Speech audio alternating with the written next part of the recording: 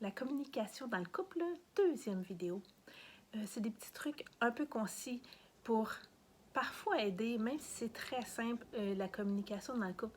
Parfois, les gens, ça fait vraiment longtemps qu'ils ne se sont pas parlé sans que ça chire, comme on dit en bon québécois. Puis c'est des petits trucs qui peuvent aider, surtout si on les applique de façon un peu systématique. Il faut penser à quelque chose. Ce sur quoi on focus, c'est ça qui grandit. Donc, on peut avoir l'image avec notre enfant, si on le traite de cave à journée longue, il y a bien des chances qu'il soit à la hauteur de nos aspirations de lui. C'est un peu la même chose dans le couple, puis oui, c'est la même chose pour soi-même.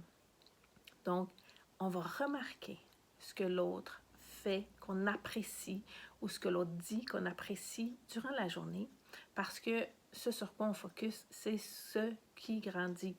Et aussi, on a un devoir le soir de nommer à l'autre ce qu'on a remarqué, qu'on a apprécié de lui ou elle. Donc, ça met vraiment une ambiance plus intéressante au dodo pour le coucher. Ce sur quoi on focus grandit, oui, mais aussi ce sur quoi on focus fait qu'on est vraiment stressé ou irrité ou frustré à journée longue. Donc, oui, on fait ça pour le couple, mais on va se le dire, avant ça, on fait ça pour soi. Parce que si on focus sur ce que l'autre fait, qu'on apprécie, on va être moins constamment irrité et frustré. Et ça, c'est vraiment se rendre service à soi-même. Donc, on fait le ménage des conversations. On programme une conversation d'une durée limitée autour de 15 minutes. C'est un peu fantastique. Puis on choisit un seul sujet et on choisit un seul sujet pour lequel on ne s'est jamais chicané depuis qu'on se connaît. Des fois, c'est bien d'aller chercher dans la boulamite les premières conversations de couple qu'on a eues. Puis vraiment, on trouve un sujet avec lequel on va jamais se chicaner et on parle de ça durant 15 minutes comme pour rappeler au couple que ça se peut communiquer sans se chicaner et sans que ça dégénère.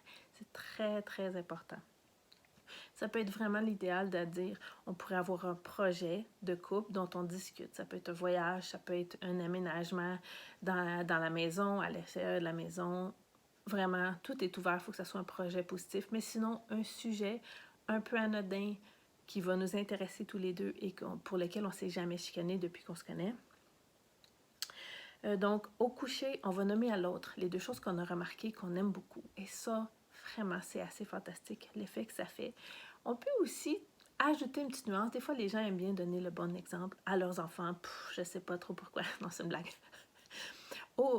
Pendant les repas, on peut prendre l'habitude de nommer une ou deux choses qu'on a appréciées de sa journée et on jase de ça à table quand on mange. Ça met vraiment une belle ambiance et ça donne aussi le ton pour faire l'exercice de couple, comme on a mentionné tantôt. C'est un peu mon petit hint pour l'instant sur comment on peut se rappeler que ça se peut jaser ensemble sans qu'on chicane et, comme je dis souvent, que ça goûte bon. Donc, ça serait ma proposition très brève pour aujourd'hui. Donc, sur la communication de couple. Voilà.